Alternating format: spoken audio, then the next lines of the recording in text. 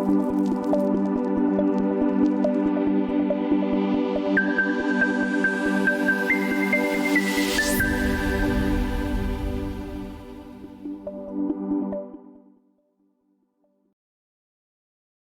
morning, everybody, and welcome to Teacher Tip Tuesday. This tip actually came in this morning, and it wasn't what I was going to talk about, but the tip for this week is don't apologize. And this tip becomes from one of my teammates. They had an emergency and they're not going to be able to make it in today. And they started apologizing for, what if I don't get a sub in time? I'm sorry about putting this on you, and everything else. No, you don't have to apologize.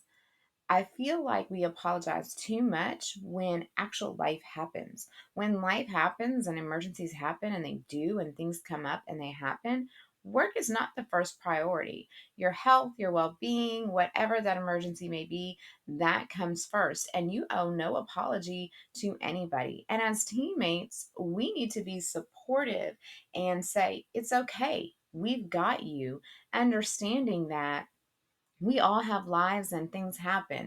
If it hasn't happened to you yet, it's going to happen to you, to where one day at the very last moment, you're not going to be able to make it in. And this person went through, creating set plans and setting them on a Google Doc because it happened at the last minute, and saying, maybe I'll try to come in later if I'm able.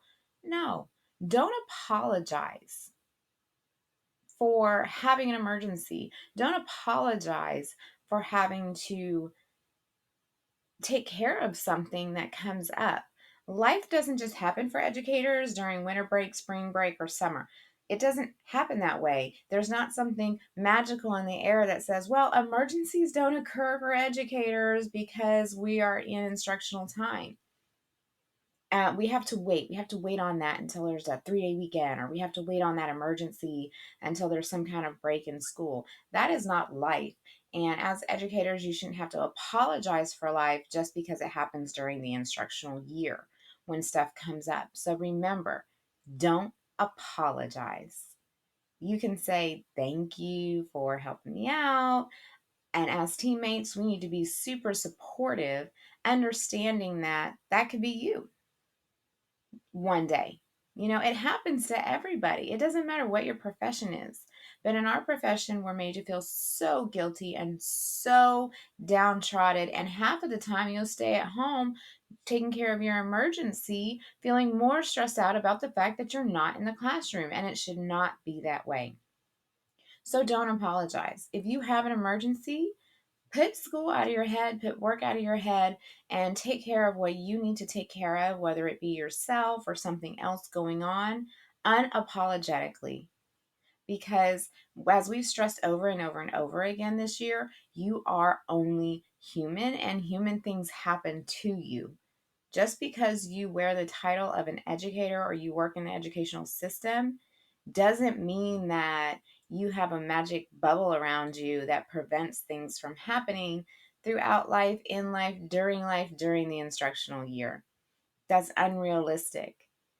So, unapologetically, take care of yourself, take care of your life, just like anybody else would. You shouldn't have to feel guilty because of a career path to have to take care of an emergency. So let's stop taking that guilt in on ourselves and that stress in on ourselves that you've dropped the ball or you've put too much on your teammates. That's what we're here for. We're here to be a team, and we're here to be there for each other in all things, and that includes life.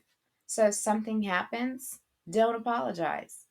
It is what it is. I had an emergency. I won't be there today.